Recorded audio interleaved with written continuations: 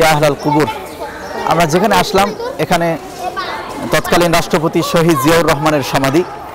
আমরা এই ডান সাইডে একটু খেয়াল করি, ওখানে সুন্দর কালো পাথরে অঙ্কন করা আছে আসসালামু আলাইকুম ইয়া আহলাল কুবুর, এবং এই সামনে হুয়াল্লাহুল্লাযী লা ইলাহা ইল্লাহু বিভিন্ন আরবি ক্যালিগ্রাফি দিয়ে গোটা চতুর্পাশ এভাবে আঁকা আছে। এর মাঝি এই সাদা সুন্দর মার্বেল পাথর দিয়ে শহীদ জিয়াউর রহমানের কবরকে সুন্দর করে সাজানো হয়েছে।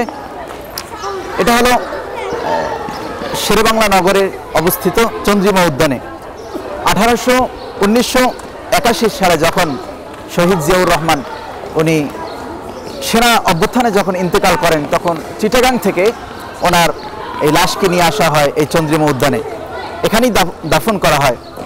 এরপরে যখন ওনার ওয়াইফ খালেদা জিয়া প্রধানমন্ত্রী হন, এই চন্দ্রিমা উদ্যানের নাম রাখেন জিয়া উদ্যান। এরপরে যখন শেখ হাসিনার আমল চলে আসে, এরপরে উনি এই জিয়া উদ্যানের নাম আবার পরিবর্তন করে চন্দ্রিমা উদ্যান রাখেন। তো আমরা সেখানেই আসলাম। আমার এই যে কি বলে এই যে উদ্যান, এই যে কবরস্থান সমাধি, এই সমাধির ঠিক উত্তর দিকে এখানে সুন্দর একটি জাঁকজমক মসজিদ আছে, এবং এর ঠিক দক্ষিণ পাশেই এখানে সুন্দর একটি ঝুলন্ত সেতু আছে। আমরা সেদিকে যাব। এরপরই হলো জাতীয় সংসদ ভবন।